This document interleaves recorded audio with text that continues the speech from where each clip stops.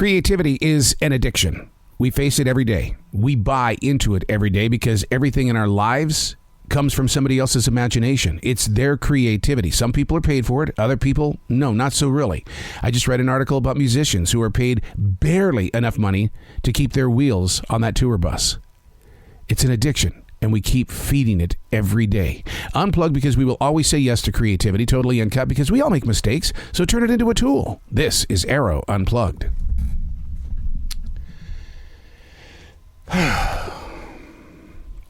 The moments that you don't see, we just assume. It happens in everything that we do. We just think.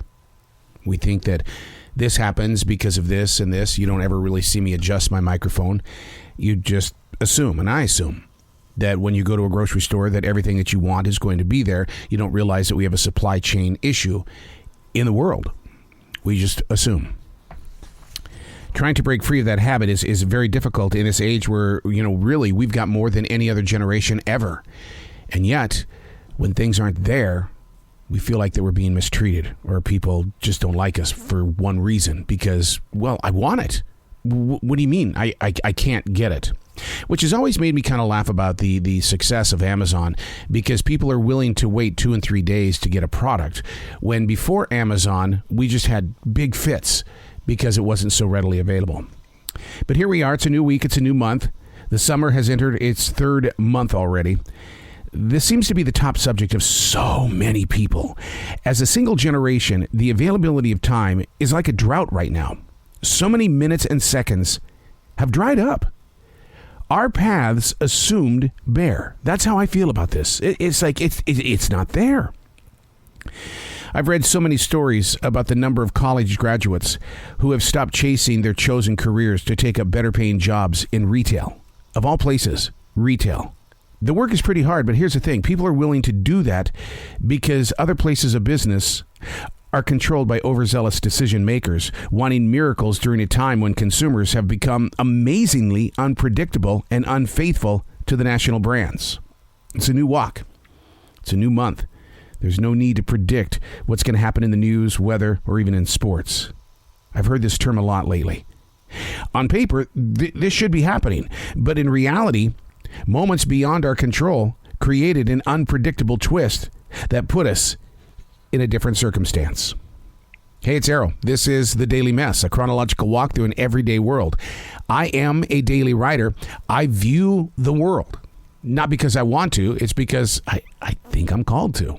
Not because it's a higher power. It's just that I show up with a writing instrument in my hand. And I think because for 28 years, you get tired of writing about yourself, that you say, you know what? It's not about me. It's about what's going on in the world. Time. Drying up like the lakes in California. Time. Where is it? And why is it moving so quickly? This is The Daily Mess. And here, I'm going to build on that, okay? It's moving so quickly, and as a daily writer, I'm able to document these moments so that anyone can come back and say, oh my God, I was there. I remember that. Because right now, with time being what it is, dried up like a desert, we're forgetting the journey. We don't want to document the journey. It's not what cool kids do these days. A very strange time that we are presently living. The cost of living is at a 40-year high. I'm on the front line. Not only during an ongoing pandemic, but we're living in an age when government money and assistance isn't enough. More and more people every day, I'm seeing them returning food to the grocery store. They purchased it maybe 1 or 2 weeks ago and have decided in their moment of now, we don't need it. I'm going to take it back to the grocery store because I realize 3/4 of it has been eaten, but that's okay. I'll come up with a story. They'll give me my money back. And they do. They come back to the store expecting to get double your money back because that's the store guarantee. Or here's what they do also.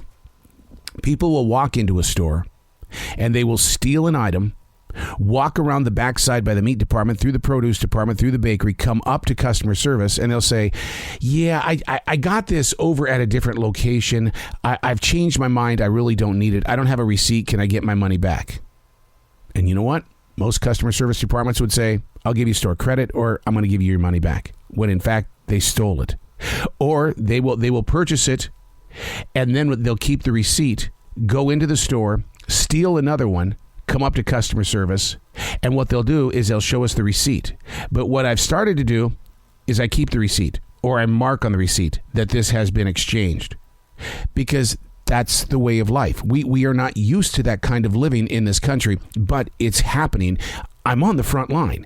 I see what's going on. And like it says in the very beginning, a very strange time we are presently living. The cost of living is at a 40-year high. And you've got to have compassion for the people that are doing this, because they've got the courage and the confidence to bust down every rule that has been put into play and do something to put some cha-ching into their pocket.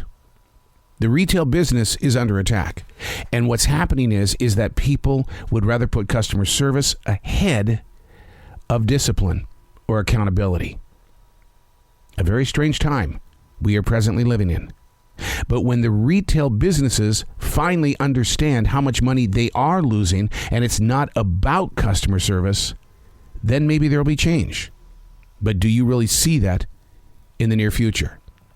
Because having people come into the store is more important than what they take out of the store. I'm Arroe, and that's the Daily Mess.